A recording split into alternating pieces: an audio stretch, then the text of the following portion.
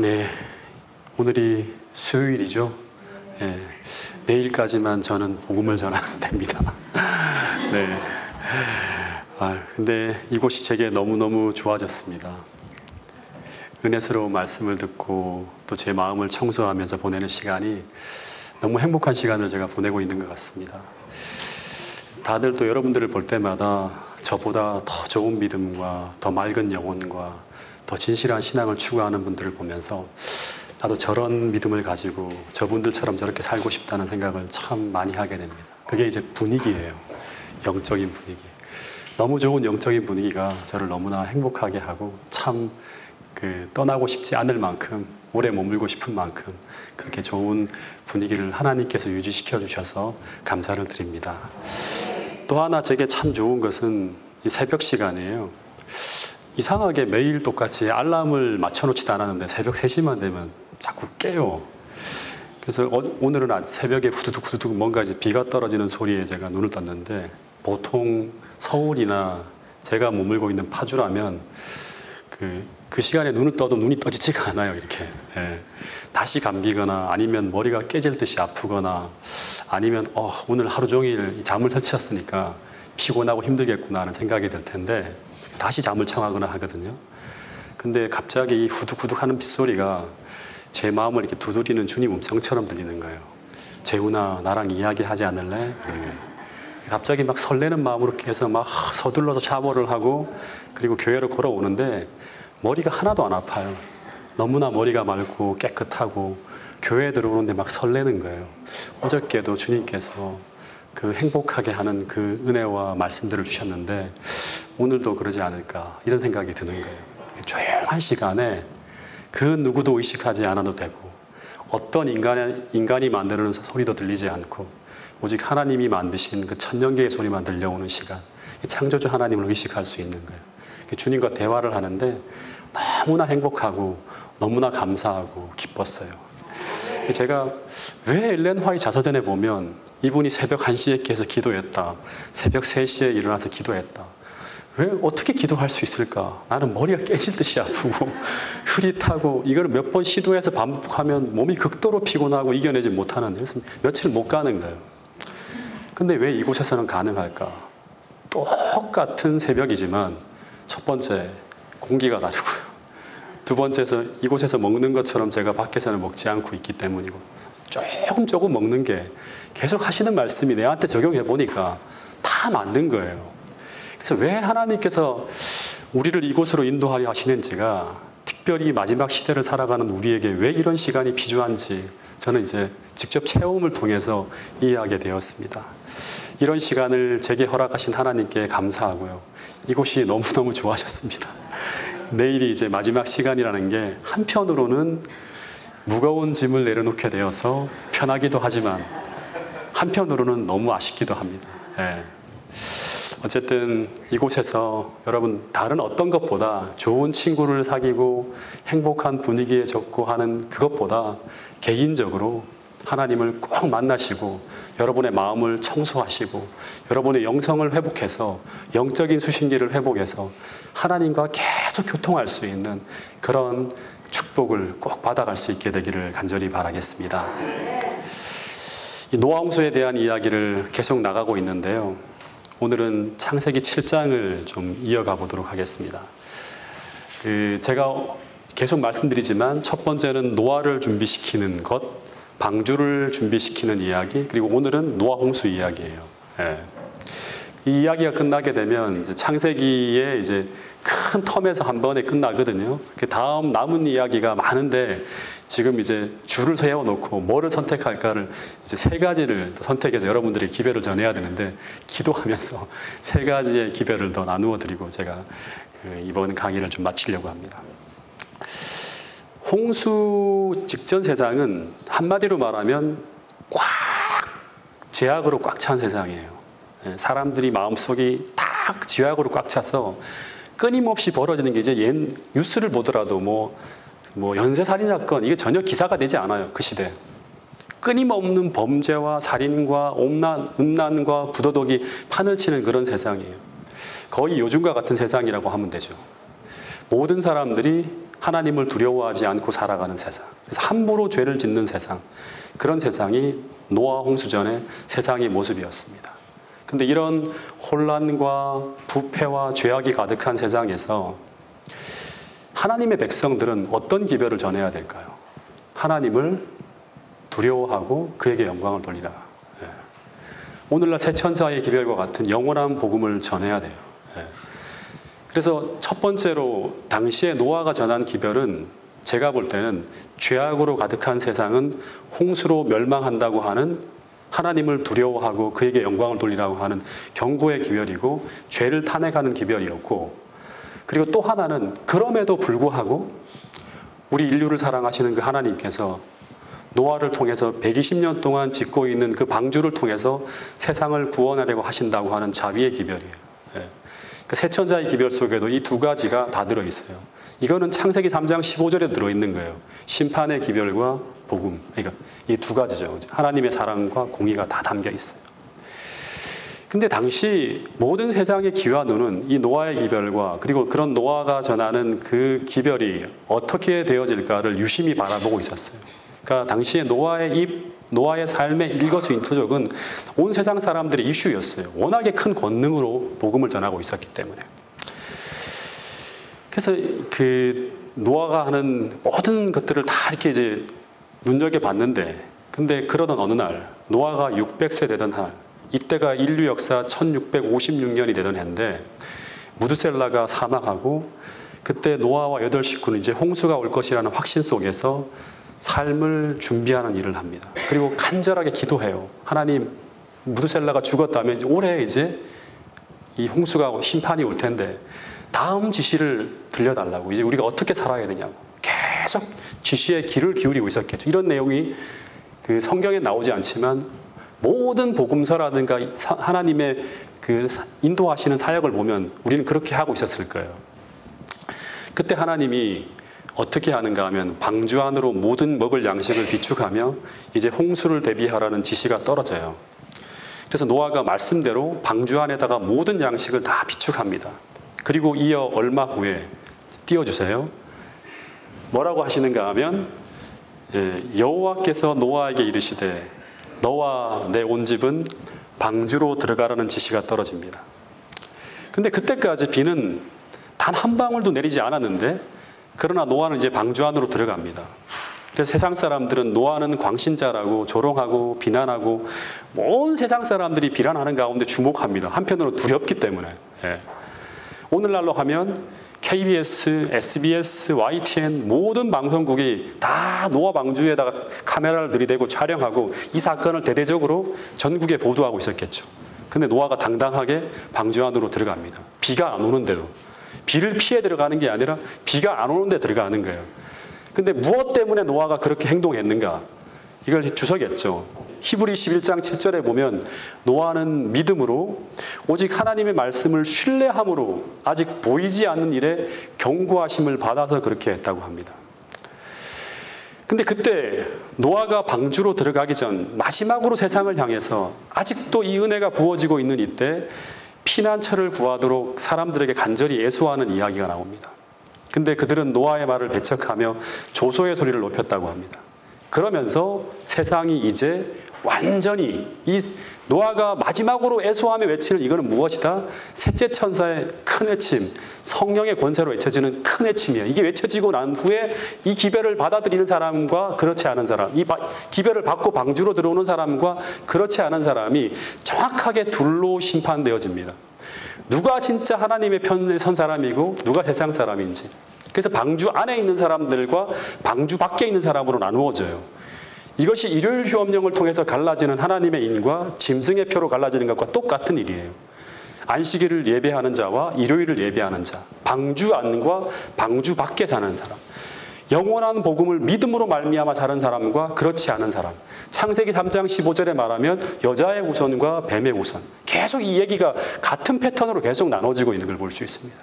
근데 그때 이 갑자기 조롱하던 군중을 침묵하게 만드는 일이 벌어집니다. 노아가 막 이 기별을 외치고 난 다음에 탁 끝났는데 어떤 일이 벌어졌죠? 조롱이 멈추어지는 순간적으로 두려운 현상이 벌어져요. 갑자기 짐승들이 방주를 향해 쫙 이동해 들어오는 거예요. 사나운 짐승부터 온순한 짐승까지 조용히 방주로 걸어가는 듯이 보였다고 합니다. 급한 바람 소리가 막 들리며 사방의 새들이 날아오는데 그 수요가 하늘이 어두워질 정도였다고 합니다. 그리고 그들이 막 들어가는 게 아니라 질서정연하게 순서를 다 지키며 들어가는 게 이렇게 방주의 문을 통해서. 여러분 창세기 6장 19절부터 20절, 7장 2절부터 3절 말씀을 보면 마치 노아가 짐승들을 데리고 방주로 들어가게 하는 것처럼 보이지만 실제로는 노아가 아니라 온 짐승들이 하나님이 알려주시는 그 음성을 듣고 부조와 선지자를 보면 어떻게 나왔는가 하면 거룩한 천사들의 인도를 받아서 하나님의 명령에 순종해서 방주로 들어갔다고 하는 말이 나와요. 어제도 말씀드렸지만 노아가 어떻게 새들을 모든 종류대로 인도하여 방주로 들일 수 있을까요? 없죠, 그죠? 그 많은 수요를 다 잡아서 방주 안으로 넣는 것은 어렵습니다. 근데 이것은 굉장히 중요한 사실을 우리에게 던져주고 있는데 오늘 우리가 세상을 구원하는 일에 있어서도 우리가 무슨 일을 해야 될지를 보여주고 있는 거예요. 우리는 세상을 구원하기 위해서 먼저는 하나님께서 지시하신 대로 그분의 계획과 방법을 따라 순종해서 하나님의 방주를 지어 놓으면 그 다음은 하나님께서 세상의 모든 하나님께서 구원할 존재들을 거룩한 천사의 인도하심을 따라 구원의 방주로 인도하시는 거예요. 예. 이 하나님의 음성을 듣고 들어오는 사람들은 들어올 수 있어요. 모든 존재들은 다 방주 안으로 들어오는 거예요. 짐승들은 들었잖아요. 거기가 피난처라고 하는 그 하나님의 음성을 듣고 구원받을 존재들은 천사의 인도하심을 따라 방주 안으로 들어오는 거예요. 그래서 문제는 무엇이다? 구원의 방주가 말씀대로 지어졌는지가 가장 중요한 문제라고 하는 거예요. 그래서 오늘 정말 이 교회가 하나님의 말씀대로 하나하나 꼴지어져 가고 있는지, 신자들은 정말 노아처럼 하나님의 말씀 하나하나를 정말 존중하며 살아가고 있는지, 그것이 이 교회가 세상을 구원하는 일에 이 교회가 구원의 방수가 될 수 있는가 없는가를 결정할 수 있는 대단히 중요한 일이라고 하는 거예요. 준비만 되면 하나님은 마지막 때 어떻게 한다? 이 복물들을 불러들이는 것처럼 하늘의 천사를 통해서 진리를 갈구하며 빛을 찾고 있는 인근의 무수히 많은 영혼들이 우리가 전하는 그 기별에 반응하여 이 교회로 인도되어져 들어오는 기적적인 일이 벌어질 거라고 말씀하고 있는 거예요. 이게 예언돼 있잖아요. 똑같은 거예요. 큰 소리로 노아가 마지막으로 경고의 음성을 발할 때 바람이 불면서, 성령의 바람이 불면서 모든 동물들이 방주 안으로 들어오는 것 같이 똑같이 늦은 비 성령의 바람이 불 때 우리가 큰 소리로 경고의 음성을 외칠 때, 하나님 말씀대로 순종하고 살아가며 우리가 그렇게 외칠 때 노아처럼 어떤 일이 벌어진다? 이 방주 안으로 들어와야 될 모든 사람들이 그 구원의 기별을 듣고 천사의 인도하심을 따라 들어올 수 있다고 하는 걸 보여주는 아주 중요한 기별이 여기 담겨져 있다고 하는 것입니다. 이 짐승들이 방주 안으로 들어가는 모습을 바라보면서 사람들이 놀라움으로, 어떤 사람들은 무서움으로 이 장면을 바라보았다고 합니다. 예사롭지 않은 사건이 벌어진 거예요. 그러면 어떻게 해야 될까요? 또 설명을 해야겠죠. 철학자들한테 또 물어보는 거예요. 현인들에게 물어보는 거예요. 근데 헛수고였다고 합니다. 이것은 인간들이 설명할 수 없는 신비였다고 하는 거예요. 이거 분명히 하나님께서 기적을 베푼 거예요. 그러면 이제 사람들은 어떻게 해야 될까요? 멸망이 다가온다고 하는 것을 믿고 하나님을 두려워하여 노아의 기별에 굴복하고 함께 방주로 들어갑시다 하고 들어가야 된다고 하는 게 우리의 보통 상식이지만 절대 그런 일은 벌어지지 않는다고 하는 거예요. 부조와 선지자를 보면 이런 말씀이 있습니다. 그러나 사람들은 계속 빛을 거절함으로 말미암아 마음이 아주 강팍해졌기 때문에 이러한 광경도, 이런 엄청난 일이 벌어져도 순간적인 인상밖에 줄 수 없었다. 다시 말해서 어떤 은혜스러운 기별을 듣더라도, 어떤 하늘의 은혜를 받더라도 그것은 언제뿐이다? 순간뿐이라고 하는 거예요.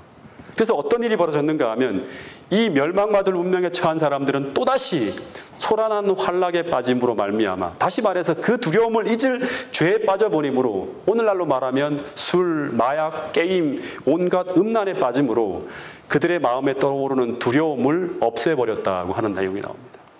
그래서 여러분, 정말 중요한 것 중에 하나는 무엇인가 하면 계속적으로 내게 비추어오는, 어떻게 보면 우리의 양심에 호소하는 그 성령의 음성, 그리고 그 진리의 빛들을 오늘 우리가 어떻게 대하고 있는가? 여러분, 이것이 정말 우리의 운명을 결정할 만큼 중요한 것이라고 하는 것입니다. 매번 이 진리의 음성에 침묵하고 매번 돌아서고 할 때마다 내 양심은 어떻게 될까요? 점점 더 무뎌지고 영적 감각은 둔해지다가 나중에는 완전히 어둠의 속에 갇혀버리는 거예요. 이 노아 홍수 직전의 사람들처럼. 네. 여러분, 결국 신앙이 성장하고 자란다고 하는 것은 무엇인가 하면 주어진 빛에 순종하며 살아간다고 하는 거예요. 그럼 어떻게 우리가 이 주어진 빛에 매 순간 순종하며 살아갈 수 있는가? 이제 이 한 가지를 생각해야겠죠. 그것은 바로 우리 마음에 들려오는 어떤 빛이, 그것이 하나님께서 주신 빛이라는 확신이 올 때 우리는 즉시 그 양심의 소리에 순종해야 돼요. 이게 경건의 연습이에요. 이 즉시가 안 되면 다음에 순종할 확률은 현격하게 떨어집니다. 예. 왜냐하면 하나님께서 주신 빛이라는 확신이 있지만 우리가 하나님의 뜻에 망설이고 주저하게 될 때 그 순간 우리가 순종하지 못할 이유가 그 다음부터는 생겨나는 거예요. 처음에는 수십 가지가 생겨나다가 더 지체되면 수백 가지가 생겨나고 더 지체하면 수만 가지가 늘어나요. 그러다 우리는 결국 그 생각에 압도되어서 순종을 포기하게 된다고 하는 것입니다. 여러분, 그래서 하나님이 우리에게 알려주시는 그 어떤 빛이 하나님의 뜻이라는 확신이 우리 양심을 통해서 확인할 때 그때마다 우리는 두 번 생각하지 말아야 된다고 하는 사실을 잊지 않게 되기를 간절히 바라겠습니다.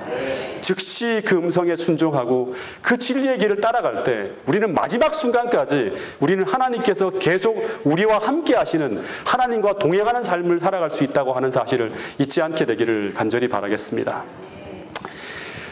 이렇게 순종하는 노아에게 이제 4절부터 10절 이런 말씀이 마지막으로 들려왔다고 합니다. 지금부터 7일이면 내가 40주야를 땅에 비를 내려 내가 지은 모든 생물을 지면에서 쓸어버리리라. 노아가 여호와께 자기에게 명하신 대로 다 진행하였더라. 홍수가 땅에 있을 때 노아가 600세라. 노아가 아들들과 아내와 며느리들과 함께 홍수를 피하여 방주에 들어갔고 정결한 짐승과 부정한 짐승과 새와 땅에 기는 모든 것은 노아에게 명하신 대로 안수 둘씩 노아에게 나와 방주로 들어갔으며 7일 후에 홍수가 땅에 덮이니. 예. 다시 반복해서 말하지만 방주로 들어가는 것은 무엇으로 들어가는 것이다? 믿음으로 들어가는 거예요. 믿음으로.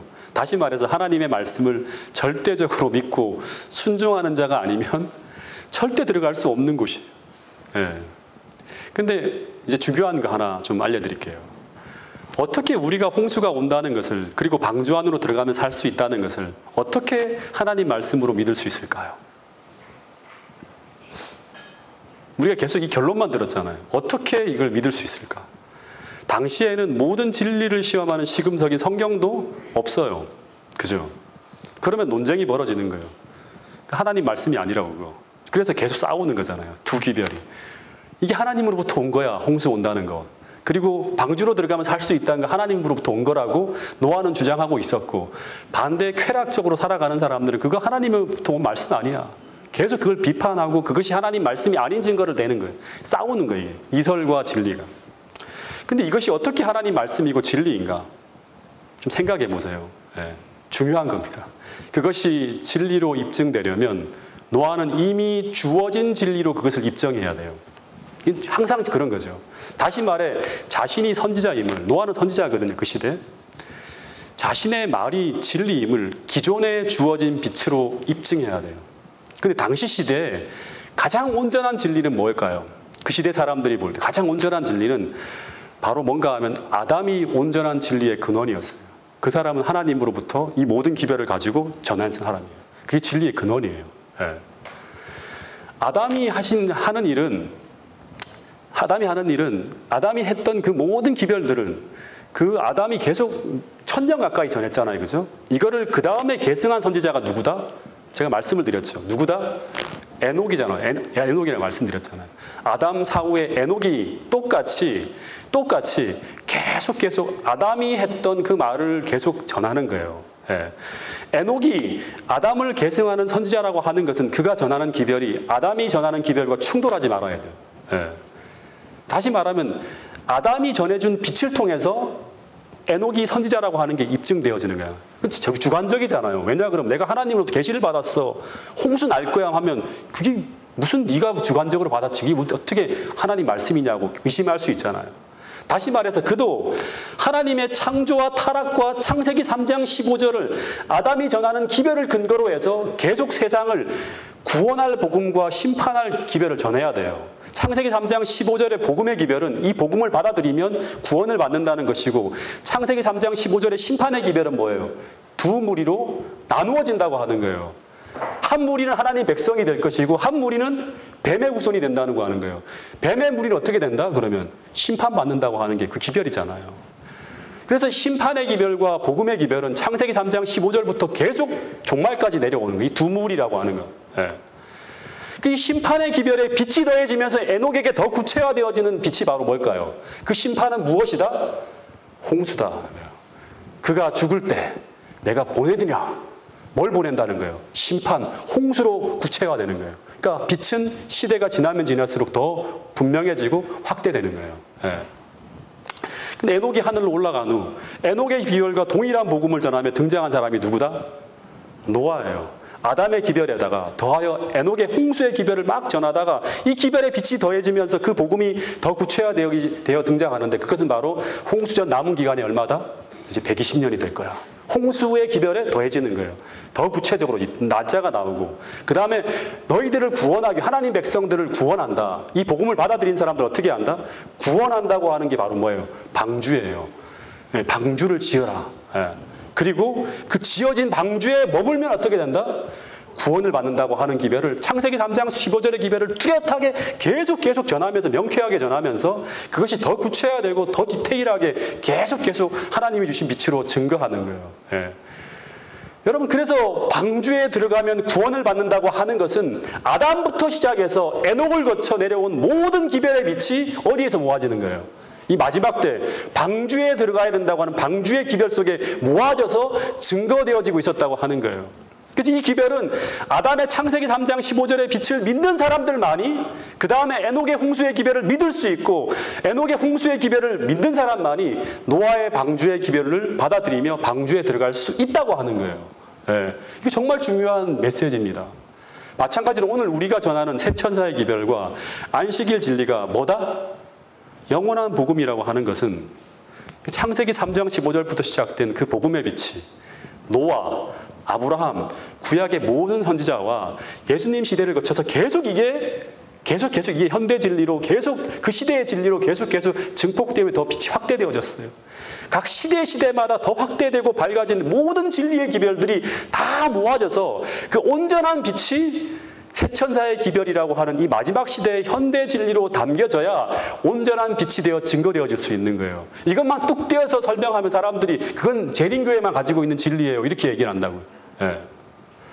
갑자기 뚱딴지같이 안식일 지키면 망한다. 이것이 현대 진리라고 하면 누가 그것이 하나님이 주신 구원의 복음이라고 받아들일 수 있겠습니까? 그래서 우리가 기억해야 될 것은 마지막 시대의 영원한 복음을 받아들이는 사람은 기존에 주어진 빛을 믿음으로 받아들이고 살아가는 사람들, 즉 예수님을 개인의 구주로 영접한 사람들, 그분을 사랑하는 사람들만이 결국 이 빛을 받아들이게 된다. 이게 선지자를 통해 주신 말씀이에요. 그래서 이 기별은 기존에 하나님을 사랑하는 사람들, 믿노라고 공언하는 당시에 기독교인들에게 전해진 기별이 바로 뭔가 하면 새천사의 기별이었고, 이게 바로 무슨 기별이다? 추수의 기별이었다고 하는 거예요. 오늘 이 말씀을 앞에 우리 최 원장님께서 말씀으로 계속 얘기해 주셨죠. 이 믿음으로 말미암는 의의 기별이 바로 안식일 기별이라고 하는 것도 마찬가지예요. 방주로 들어가라고 하는 것도 믿음으로 말미암아 들어가는 거예요. 예. 다시 말하면 창세기 3장 15절에 나온 그 예수님을 개인의 구주로 영접하고 그분을 사랑하는 사람만이 이 진리를 계속 하나님 주실 것이고, 그 진리의 빛을 인도해 따라가는 사람들이 결국 어디로 간다? 방주로 들어가는 거예요. 예. 그래서 결국에는 이 새천사의 기별은 성경 전체를 통해 풀어질 수 있는 기별이에요. 다시 말해 성경 전체를 통해 풀어질 수 있고 성경 전체의 빛이 모아지고 담겨진 것이기 때문에 새천사의 기별이 뭐다? 영원한 복음이 될 수 있는 거예요. 여러분, 그래서 전혀 비가 내리지 않는 시대에 방주 안으로 들어가라고 하는 기별은 그들의 믿음을 시험하는 기별, 이 추수의 기별이잖아요. 누가 하나님 백성인지 아닌지 판정 나는 거예요. 예.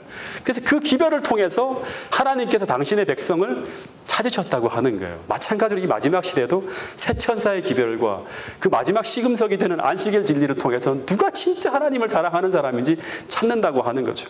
예. 그래서 방주 안으로 들어가라고 하는 것은 그 시대의 믿음으로 말미암은 의의 기별이라고 하는 것인데, 그래서 오늘 정말 우리가 점검해야 될 것 중에 하나가 뭔가 하면, 제일 중요한 게 뭘까요? 오늘 나는 믿음으로 말미암아 살아가는 사람인가? 내 안에 믿음이 있는가? 이것이 오늘 매 순간 우리가 점검해야 돼요. 내가 하나님 말씀을 드릴 때 어떻게 반응하고 있는가? 그 말씀을 믿음으로 사는가? 오늘 제가 최 원장님 강의를 들으면서 늘 이제 생각하는 게 뭐냐 그러면, 믿음으로 말미암는 의라고 하는 말씀을 하시면서 계속 그게 받아서 산다고 하는 거예요. 받아야 산다고 하는 거예요. 하나님이 주신 은혜, 하나님이 주신 말씀을 받아서 산다고 하는 거예요. 오늘 우리가 하는 모든 일들이 다 하나님이 은혜가 내리는 자리에 우리가 머물고 있어야 되고, 수시로 어떻게 해야 될까요? 내 육신이 아니라 하나님이 주시는 은혜로 살아야 돼요. 그래서 매 순간 어떻게 해야 될까? 하나님 의지하는 기도를 해야겠죠. 그죠? 오늘 이런 말씀이 있어요. 고린도후서 13장 5절 말씀 한번 띄워주세요. 자, 읽어보겠습니다. 읽으실 때 같이 읽어주세요. 그래 잠이 깹니다. 시작. 너희는 믿음 안에 있는가? 너희 자신을 시험하고 너희 자신을 확증하라. 예수 그리스도께서 너희 안에 계신 줄을 너희가 스스로 알지 못하느냐? 그렇지 않으면 너희는 버림받은 자냐? 제가 이거를 몇 번을 계속 여러분들에게 강조하는 이유는 뭐냐 그러면, 계속 점검해야 된다고 하는 거예요. 아니면 이렇게 말씀을 듣고 있어도 내가 믿음이 있는 사람인지 없는 사람인지 몰라요. 하나님께 물어봐야 돼요. 그리고 성령께서 비추어줘야 돼요. 내 삶에서 하나님께 빗나가 있는 부분이 무엇인지, 내가 진짜 믿음으로 사는 게 맞는지 말씀을 들을 때마다 자꾸 점검해야 돼요. 만약에 내가 믿음으로 살고 있지 않으면 주님께서 내 안에 계시지 않으면 어떻게 해야 될까요? 회개의 자리로 돌아가야 돼요. 다시금 주님, 제 마음을 고쳐주세요. 주님, 제가 믿음으로 살게 해주세요라고. 예. 어쨌든 노아가 마지막 자비의 간청이 끝나고 그 후 노아가 방주 안으로 들어갑니다. 그러자 어떤 일이 벌어졌나 그런가 하면, 성경에 나오지 않지만 눈부신 섬광이요 쫙 나타났다 그럽니다. 번개보다 더 환한 영광의 구름이 하늘에서 내려와서 방주의 문 앞에 막 돌아요. 무섭겠죠. 그리고 방주에 들어간 사람들이 닫을 수 없는 육중한 문이 눈에 보이지 않는 손에 의해서, 이거 뭘까요? 성령이죠. 하나님의 손, 하나님의 손가락, 지금 성령의 능력이에요. 쫙 닫혔대요. 천천히. 이 문은 어떤 사람의 손에 의해서도 열릴 수 없는 손에 의해 닫혀졌고, 그리고 그 앞에 하늘의 인이, 하나님의 인, 딱 이 사람들은 이건 내 거야, 하나님의 인이라고 도장 치는 거죠. 인이 그 문에 탁 찍혔다고 하는 거예요. 다시 말해서 이건 무슨 말인가 하면, 세상을 향한 하나님의 은혜의 문, 구원의 문이 이제 어떻게 된 거예요? 닫힌 거예요. 셋째 천사의 기별이 전해지고 늦은 비 성령이 임해서 들어올 사람들이 다 들어오고 나면, 확정되어지면 그 다음에는 이제 뭘까요? 은혜의 문이 닫힌 거예요.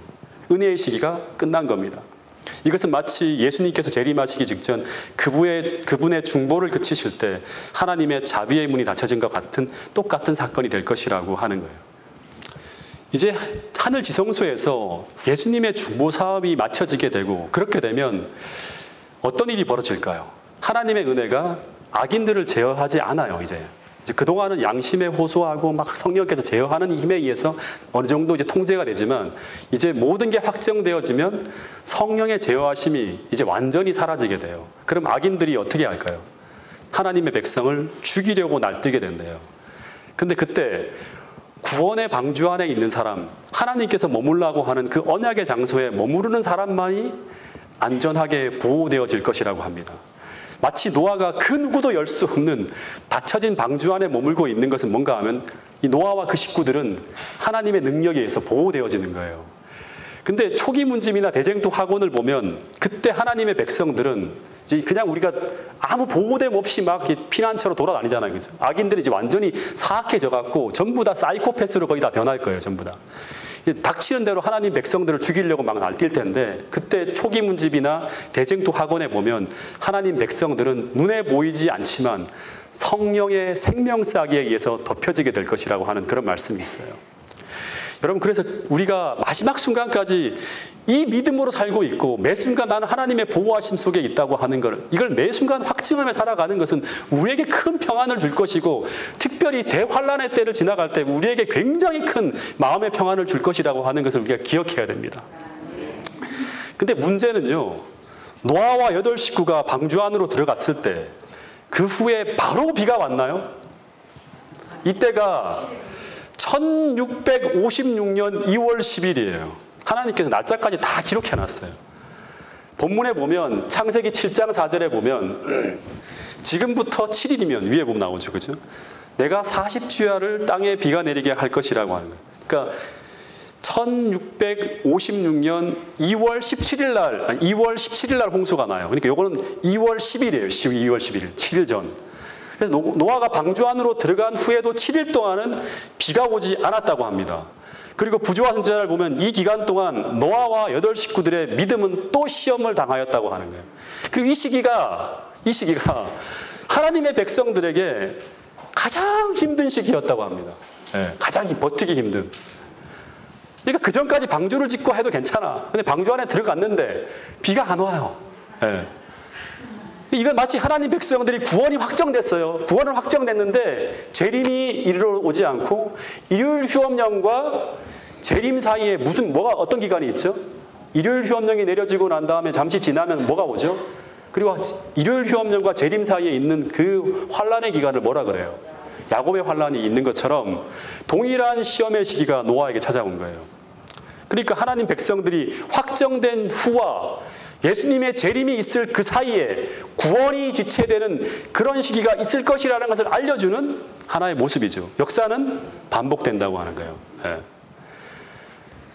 분명한 지체는 노아의 기별은 기만이고 홍수는 결코 이르지 않을 것이라고 하는 그들의 신념을 더욱 굳게 해주었다. 와, 들어갔는데 비가 안 와. 야, 진짜 이거 정말 웃기는 코미디가 발생했다. 짐승들과 새들이 방주 안에 들어가며 하나님의 천사가 문을 닫는 그 엄숙한 광경을 목격하고도 그들은 여전히 농담을 하면서 술을 마시고 흥청거리기를 계속하였다. 심지어는 하나님의 능력의 놀라운 표현을 조롱하였다. 그거 다 가짜야. 무슨 어떤 마술사가 있는지 몰라. 막 이러면서. 그들은 때를 지어 방주주의에 몰려들었어요. 그 안에 들어가 있는 사람들을 비웃고 대담하게 전에 없던 난폭한 행위를 감행하였다. 막 방주를 부수려고 하고 나와봐! 막 그러는 거죠. 술을 마시고. 그래서 당시 세상에 가장 큰 이슈였던 사람이, 그러니까 모든 세상을 떠들썩하게 했어요. 홍수가 올 거라고 해갖고 사람들이 긴장했어요. 워낙 정교하게 기별을 전했고 워낙 강력하게 기별을 전했기 때문에. 그 비가 올 것이라고 하면서 큰 소리를 치고 방주 안에 들어갔는데 비가 오지 않는 거예요. 며칠 동안? 자그마치 하루 이틀이 아니에요. 일주일 동안. 그래서 그 안에 스스로 머물면서 스스로 갇혀 있는 거예요. 그 안에. 나가지도 못해, 이제 창피해서. 네. 근데 왜 세상 사람들이 이토록 노아를 조롱하고 비웃고 대담하게 방주에다 대고 난폭한 행동을 했을까요? 그 이유는 단 하나. 노아가 곧 비가 올 것이라 생각하고 방주에 들어갔는데 비가 올 기미가 조금이라도 보이면 돼. 근데 세상은 너무나 어떻게 돌아가고 있었다? 정상적으로 돌아가고 있었다고 하는 거예요. 매일같이 하늘을 보는데 구름 한 점 없어요. 맑은 하늘이 어제와 같이 오늘도 계속 벌어지고 있는 거예요. 그 일주일간 무슨 이상한 소리가 들리지도 않아요. 막 세상에 하나님이 올 것 같은 바람이 불지도 않고 너무나 평화롭게 계속 일주일간 흘러가는 거예요. 노아에게는 이 기간이 가장 큰 시련의 기간이었다고 합니다. 이 일주일 동안 세상 사람들은 정상적이고 정상적인 그리스도인이고 정상적인 사람들이고, 노아는 멀쩡한 세상을 두고 혼자 방주 안에 들어가서 혼자 홍수가 날 것이라고 떠들면서 짐승들과 함께 갇혀 있었으니까 이 사람들은 뭐예요? 광신자예요. 광신자. 그래서 매일 사람들이 와서 방주를 두드리며 이렇게 조롱했대요. 노아야 뭐하니 그 안에서. 그 방주에서 뭐하고 있니? 이제 그만 쇼하고 나와라. 조롱하는 거예요. 다시 말하지만 이 7일간은 노아에게 어떤 시기다? 가장 견디기 힘든 시기였어요. 동일하게 악인과 의인이 결정된 후 주님이 재림하시기 직전 그 짧은 환난의 시기가 마찬가지로 하나님 백성들에게 가장 견디기 힘든 시기라고 하는 거예요. 세상 사람들은 승리자고 하나님 백성들은 실패자예요. 패배자예요. 근데 그 기간이 야곱의 환난의 기간이 길까요? 짧을까요? 아무도 모르지만 제가 볼 때는 결코 길지 않을 것이라고 봐요. 7일보다는 훨씬 더 긴 기간일 수 있고 뭐 정확하게 모르겠지만 기간이 길어지면 어떻게 될까요? 그 누구도 버틸 수 없는 아주 정말 혹독한 환난의 시기가 닥쳐올 것이라고 하는 거예요. 하나님이 아시기 때문에 제가 볼 때는 당신의 백성을 보호하기 위해서 그 기간을 짧게 하시지 않을까 하는 생각이 들어요. 근데 이 7일째가 되는 날 너무나 갑작스럽게 어떤 일이 벌어지는가 하면 바람이 쫙 불더니 검은 구름이 몰려오더니 홍수가 쏟아졌다고 합니다. 근데 그 홍수가 시작될 때 그때부터는 그토록 조롱하고 비웃던 모든 입술이 다 침묵하게 됩니다. 예수님이 오시는 날 그토록 조롱하고 비웃고 그 다음에 자기의 쾌락 때문에 그 하나님의 복음의 기별을 무시했던 모든 사람들의 그 모든 잘못된 이야기가 다 일소되어진 이 심판이에요. 그때 그날이 창세기 7장 11절에 보면 노아가 600세 되던 해 둘째 달 곧 그 11의 날 2월 둘째 달 2월 17일이에요. 그러니까 창조 이후 1656년 2월 17일이었다고 하는 거예요. 근데 여러분 이 날짜가 구체적으로 기록된 이유가 무엇일까요? 생각해야 돼요. 이건 역사 기록이기 때문에요. 다시 말해 실제로 일어난 일이기 때문이라고 하는 거예요. 신화가 아니기 때문에 방주 홍수가 났어 하는 게 아니라 그 날짜를 정확하게 다 기록하는 거예요. 아담이 태어났고 언제 죽었고 정확하게 날짜가 다 기록된 건 역사 기록이에요. 근데 이 날에 창세후 1656년 2월 17일에 어떤 일이 벌어졌는가 하면 역사 기록에 보면 큰 기품의 샘들이 막 터지고 하늘의 창문들이 열려서 40주야를 비가 땅에 쏟아졌다고 하는 거예요. 다시 말해서 아무 일이 없을 것 같은 하늘에서 비가 내렸다고 하는 거예요. 도저히 과학적 법칙으로 설명할 수 없는 일이 벌어진 거예요. 아무 일이 없을 것 같은 땅에서 물이 터져 오른 거예요. 그 조짐이나 기운이나 어떤 자연현상으로 설명할 수 없는 일이 벌어진 거예요. 아무 일이 없을 것 같은 이 땅에 40일 동안 물이 내렸다고 하는 거예요. 근데 그 증거들이 지금 온 세상에 흩어져 있는 화석이고 엄청나게 물이 흘러가는 흔적인 그랜드 캐년 같은 그런 모든 대협곡들이 노아 홍수를 증거하고 있다고 하는 것입니다. 그러나 온 세상이 엄청난 물로 덮이는 그런 일이 벌어지는 그날까지도 대부분의 사람들은 이 경고를 무시하고 날마다 쾌락을 탐닉하며 일상적인 삶을 살았다고 하는 것이 성경의 이야기라고 하는 거예요. 여러분 마태복음 24장 37절에 보면 이런 말씀이 있어요.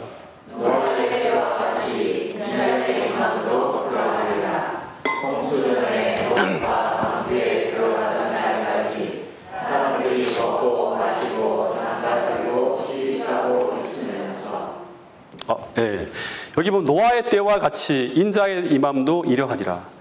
예수님이 재림하는 때는 노아의 때와 같을 것이라고 하는 거예요. 역사는 반복되어진다고 하는 거예요.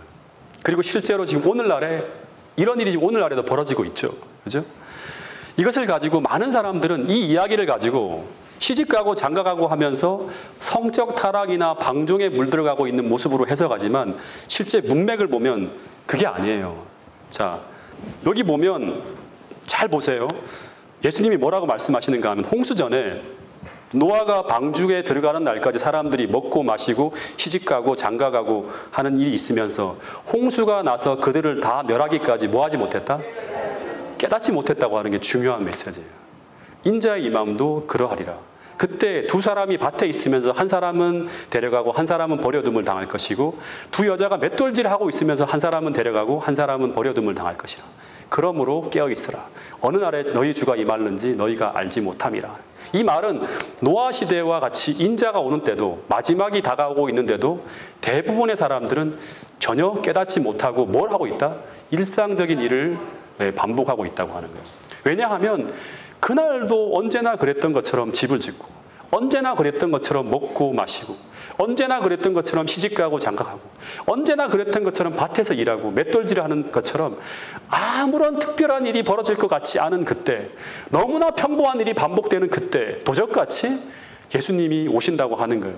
여러분 쓰나미가 몰려오고 기상이변이 벌어지고 온갖 무시무시한 범죄와 전염병이 창궐하고 있는데도 이 모든 일이 마태복음 24장에 나오는 재림의 징조가 되어 나타나고 있음에도 이 모든 것이 이제 이 세상이 인간이 살기에 적당하지 못한 곳으로 변해가고 있음을 알려주고 있음에도 우리는 뭔가 취해서 마지막까지 그것을 깨닫지 못할 수도 있다고 하는 거예요. 예. 잠깐 깼다가 또 자는 거예요. 잠깐 깼다가 또 자는 거예요. 하나님께서 이 깨어남을 통해서 우리에게 바라시고 목적하시는 그러한 신앙생활의 이 혁명적인 변화가 사람들의 삶 속에 벌어지지 않는다고 하는 거예요. 여러분, 부조와 선지자를 보면 홍수가 임하기 일주일 전까지 온 세상이 엄청난 물로 덮이는 그런 일이 벌어지는 그날까지 그들은 쾌락에 탐닉하며 일상적인 삶을 살아갔다고 하는 거예요. 마찬가지로 예수님의 재림의 때도 이와 같을 것이다. 결코 기대하지 않은 때, 깨어있지 않은 자에게는 그 누구도 예상치 못한 날에 그때 재림이 이르러 올 것이다. 그러므로 어떻게 해야 된다? 깨어있으라. 어느 날에 너희 주가 임하는지 너희가 알지 못함이라고 하는 거예요. 여러분, 이 시대의 어둠에 저항하지 못하면 우리는 열처녀의 비유에 나오는 어리석은 처녀들처럼 이 마지막 시대에 등불이 꺼진 상태로 살아가게 될 것입니다. 여러분, 우리가 영적으로 각성하면, 다시 말해서 우리가 깨어 세상을 바라보면 지금 온 천지가 주의 오심을 알리는 재림의 징조로 가득 차고 있음을 분명히 보게 될 것이라고 하는 거예요. 그런 사람들은 노아처럼 이 마지막 시대에 주님께서 오실 일을 대비해서 방주를 짓는 그런 일을 할 것이라고 하는 것입니다. 여러분, 그래서 이 시기를 분별하고 오늘 우리가 정말 관심을 가지며 살아야 될 곳이 어디인지를 꼭 찾고 오늘도 하늘과 교통하며 하루하루를 살아갈 수 있는 저와 여러분들이 될 수 있기를 간절히 바라겠습니다. 한 10분 정도만 더 하겠습니다. 정말 중요한 거. 창세기 7장 6절에 보면 하나님은 노아에게 너와 내 온 집은 방주로 들어가라는 지시가 떨어지고 방주 안으로 들어가요. 7일이 지난 후에 천둥 번개가 치고 큰 빗방울이 떨어졌을까요? 빗방울이 떨어진 게 아니에요. 비가 오는 이 장면은요, 지금 인류 역사 단 한 번도 본 적이 없는 일이 벌어집니다. 다시 말해, 천년계가 모든 법칙을 벗어나는 일을 하고 있는 일이 벌어져요. 이 시간이 지나자 이제 그 부조와 선지자의 글에 보면 하늘은 점점 더 어두워지고 내리는 비는 점점 더 빨리 떨어지기 시작하자 사람들과 짐승들이 무서워서 미친 듯이 막 돌아다니면서 시끄러운 음성을 내기 시작했다고 합니다. 그러자 창세기 7장 11절에 보면 노아가 600세 되던 둘째 날 곧 11의 날이라 그날에 큰 기품의 샘이 터지며 하늘의 창들이 열려서 40주야 비가 땅에 쏟아졌다고 하는 얘기가 나와요. 근데 먼저 하늘의 창이 열렸다고 하는 이 말은 어떤 말씀일까요? 창세기 1장에 보면 둘째 날에 하나님이 물과 물을 분리하실 때 하늘의 물과 하늘 아래의 물로 나누어 놓았죠. 그때 하나님이 당신의 말씀으로 엄청난 물을 하늘 위로 탁 올렸어요. 청계층을 이루면서 하늘을 둘러싸게 만들었어요. 근데 하늘의 창이 열렸다고 하는 것은 이 청계층이 붕괴되어지는 거예요. 이걸 상상해 보면 마치 팔당댐 아시죠? 팔당댐이 꽉 무너지면 어떻게 될까요? 붕괴되면 엄청난 물이 서울을 향해서 밀려가잖아요. 그런 것처럼 하늘에서 그런 뚝이 터지는 것 같이 어마어마한 양의 물이 땅으로 쏟아지는 것 같은 걸 보는 거예요. 무슨 장마 때 집중호우 내리는 것과 비교가 안 됩니다. 마치 하늘에서 폭포처럼 물이 쏟아지는 거예요. 시간당 50mm, 100mm 이런 정도가 아니라 상상을 초월할 물이 한 땅으로 내려꽂는 거예요. 그리고 기품의 샘이 터졌다고 하는 건 무슨 말일까요? 지하수가 터지는데 보통 지하수를 관정할 때 파 내려가다가 지하수를 만나면 어떤 일이 벌어지죠? 분수처럼 팍 올라오잖아요. 근데 이런 비슷한 현상이 여기저기서 막 터져 올라오는 거예요. 곳곳에서 지하수가 터지면서 올라오는데 어마어마한 바위가 하늘로 막 날아가는 거예요. 제가 읽어드릴게요. 물은 구름에서 큰 폭포를 이루어 쏟아지는 것처럼 보였다. 폭포가 막 쏟아지는 거예요. 형언할 수 없는 강력한 힘으로 땅에서 물이 솟구쳐 나왔으며 그 물이 솟구쳐 오르는 힘으로 큰 바위를 수백 피트 공중으로 높이 띄어 올렸다. 그래서 땅속에 다시 깊이 파묻힌 거예요. 이게 막 나뒹굴어지는 오늘날의 큰 바위들이죠. 그러면서 화려한 과업과 아름다운 정원과 우상으로 세워두었던 모든 것들이 다 파괴되어지기 시작했다. 그리고 그 무서운 파편들이 멀리 날아가는 모습을 사람들이 바라보고 어떻게 됐을까요? 기절할 일이 벌어진다고 하는 거예요. 넋을 잃고 다 기절하는 거예요. 그리고 물만 아니라 폭풍과 거세지면서 수목, 건물, 바위, 흙이 사방으로 나눠 흩어졌고 그 장면을 보는 사람과 짐승은 두려움에 떨어서 말로 표현할 수 없는 두려움에 휩싸였다고 하는 거예요. 심지어 요동하는 자연 속에 있을 수밖에 없었던 사단 자신도 이 상황 속에서 자기의 생명을 염려하였다고 하는 거예요. 자연계 법칙이 다 무너지니까 이제 끝이구나 하는 거예요. 그러면서 이 상황 속에서 수많은 사람들이 어디에도 안전한 곳이 없다는 것을 느끼게 될 때 그동안은 자기들의 머리를 믿었죠. 우리보다 훨씬 더 뛰어난 과학과 기술을 가지고 있는 사람들이었어요. 지금보다 훨씬 더 뛰어난 기술과 과학을 가지고 있는 사람들이 당시의 사람들이었어요. 자기들이 스스로 다 어떤 일이 벌어져도 안전하게 대비할 수 있다고 생각하는 사람들이었는데 이제는 없는 거예요. 그러면서 떠오르는 한 곳이 있었겠죠. 세상에서 유일하게 안전한 곳이 딱 한 군데 있어요. 어디예요? 방주. 방주라는 걸 깨닫게 되었다. 그래서 모든 사람들이 방주를 향해 몰려들었다고 하는 거예요. 그리고 방주를 향해 손을 뻗치면서 미칠 듯이 들어가게 해달라고 노아에게 애걸을 했다고 합니다. 이때 그들의 약심이 각성되어서 하늘에 하나님이 계시다는 것과 하나님을 두려워하고 그에게 영광을 돌리라. 그리고 그들이 하나님의 율법을 범한 것과 그것 때문에 홍수의 심판이 초래되었다고 하는 것을 자각하기 시작했다고 합니다. 그때서야 하나님께 열렬히 구원을 호소하며 방주의 문을 두드리기 시작합니다. 용서해 주세요. 살려주세요 하면서. 그런데 그토록 자비로운 하나님께서 눈물을 흘리시면서 그들을 구원하기 위해 애쓰던 그 하나님께서 이 순간에는 그들의 부르짖음을 듣지 않으셨다고 합니다. 그들의 구원을 위해 눈물을 흘리시던 그 사랑의 하나님께서 왜 이 순간 이들의 호소를 외면하시게 될까요? 이제 하나님 마음이 바뀌었나요? 그렇지 않고 부조와 선지자에는 이런 이유가 적혀 있어요. 그들은 형벌이 무서워서 그들의 죄를 인정했지만 진정한 통회의 정신이나 죄악의 가증스러움은 조금도 느끼지 않았다. 다시 말해서 복음은 뭐를 미워하는 거다? 죄를 미워하는 거예요. 이들은 죄를 미워하는 것이 아니라 뭐를 두려워하는 거예요? 죄의 결과를 두려워하는 것뿐이었다고 하는 거예요. 심판이 물러갔다면, 그들이 하늘에 올라갔다면 또다시 하나님께 대한 반역의 생활로 되돌아갔을 것이다라고 하는 거예요. 그러니까 어쩔 수가 없는 거예요. 하나님도 어쩔 수가 없는 거예요. 이 사건을 통해 우리에게 알려주는 대단히 중요한 교훈은 은혜의 시기가 지나간 후에는 진정한 회개가 일어나지 않는다고 하는 것입니다. 여러분, 그래서 아직 하나님의 은혜가 내리고 있는 이때, 다시 말해 아직 하늘 지성소에서 우리를 위한 중보자가 계신 이때 우리는 우리의 죄를 회개하며 진정으로 참되게 하나님 앞으로 돌아가야 한다고 하는 것을 잊지 않게 되기를 간절히 바라겠습니다. 그래서 회개하라고 하는 것은 복음의 기별이에요. 왜냐하면 회개해야 살 수 있기 때문입니다. 어쨌든 당시에 수많은 사람들이 방주 주기로 몰려들어서 방주의 문을 열어달라고 호소합니다. 근데 끝끝내 방주의 문이 열려지지 않자 이들은 절망 중에 방주를 부수고 방주 안으로 들어가려고 하는 사람도 있었다고 하는. 그리고 어떤 사람은 방주에 매달려서 밀어닥치는 물길 속에서 끝까지 방주에 매달려 있던 사람도 있었다고 합니다. 어떤 사람들은 어떻게 될까요? 물이 막 차 올라가니까 산 꼭대기로 올라가는 거예요. 그래서 나무에다가 자기의 몸을 붙들어 매는 사람도 있었고, 어떤 사람들은 짐승이 강하니까 짐승에다가 자기 몸을 매는 사람도 있었다고 하는 거예요. 계속 안전한 곳이 어디 있을까 찾는 거예요. 두려워서. 시간이 갈수록 계속 안전하게 보이는 것들이 다 무너지면서 전부 휩쓸려 갔다고 합니다.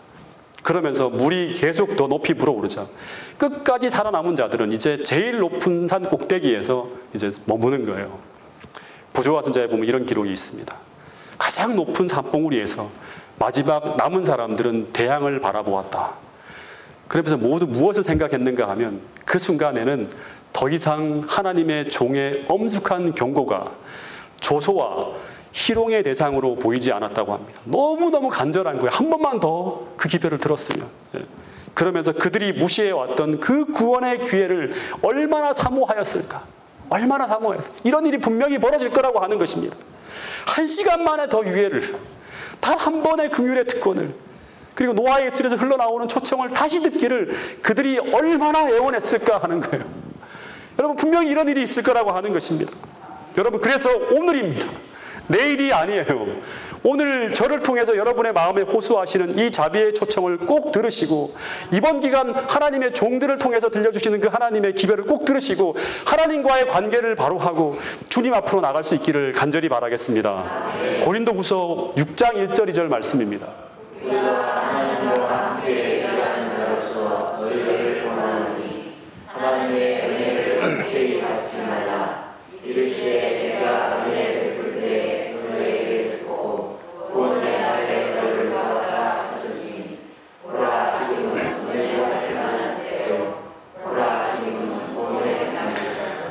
여러분, 제발 우리가 서 있는 이 위치가 얼마나 분명하고 얼마나 확실하고 얼마나 고귀한 은혜의 자리인지를 꼭 깨닫고 오늘 우리에게 주신 이 확실한 기별을 꼭 받아들이시고 그 하나님의 은혜와 자비를 부디 거절하지 말게 되기를 간절히 바라겠습니다. 어쨌든 이제 물이 차올라가면서 산꼭대기에 세워진 방주가 탁 떠오르기 시작합니다. 홍수가 땅에 40일 동안 쏟아지면서 천하의 모든 산이 다 잠겼다고 합니다.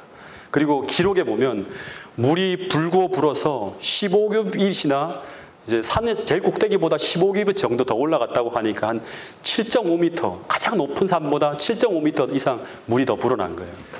마지막 한 가지만 더 말씀을 드리고 마칠게요.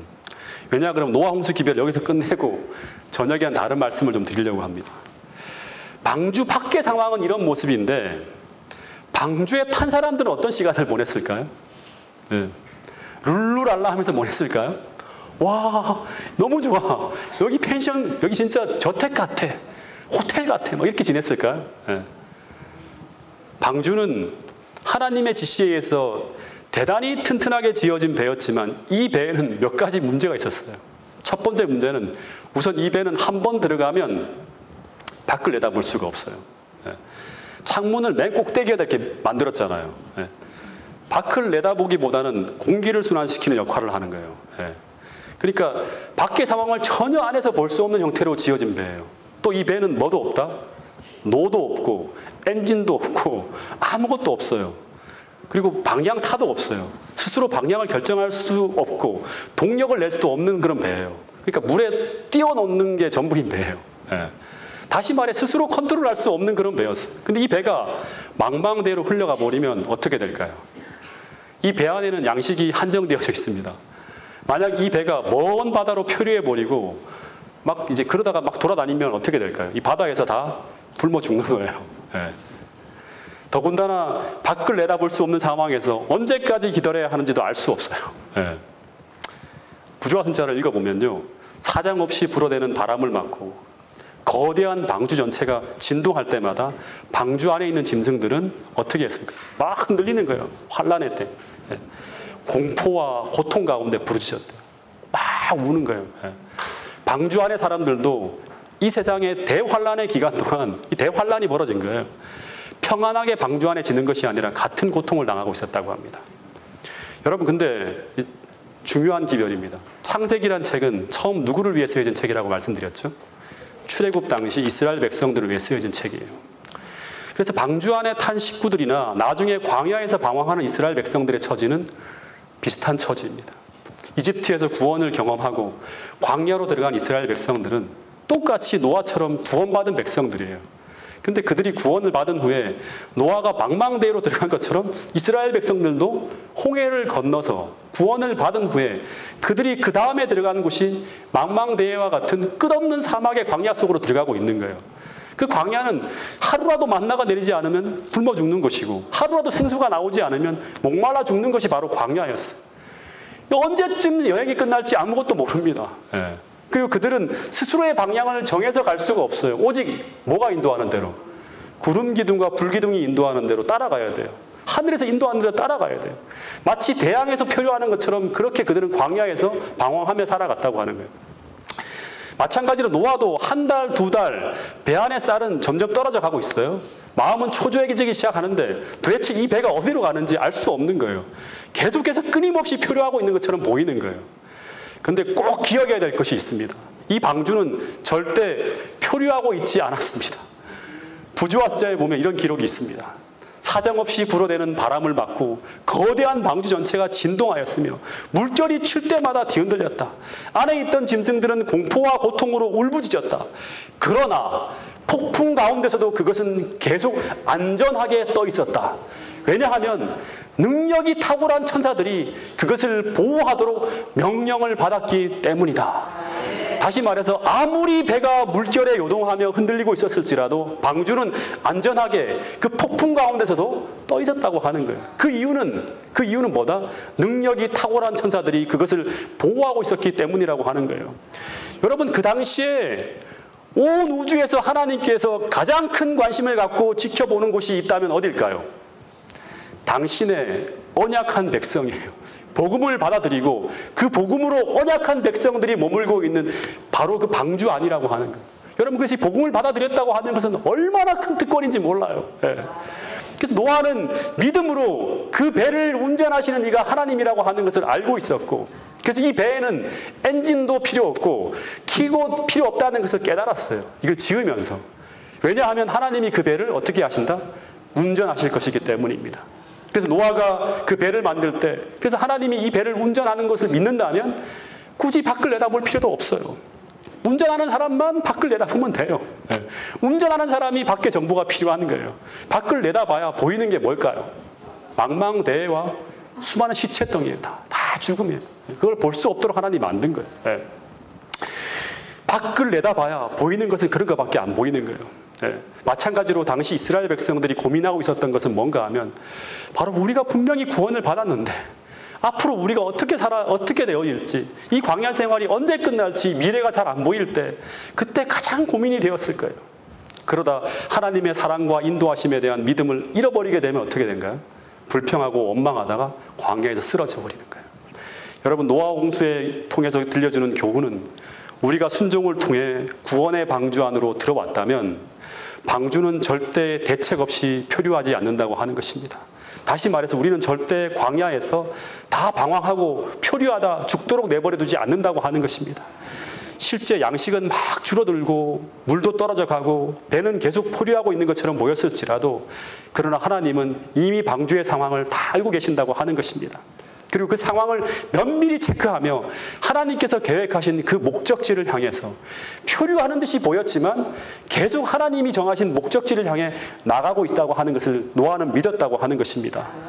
그래서 노아가 그 방주 안에서 어떻게 해야 될까요?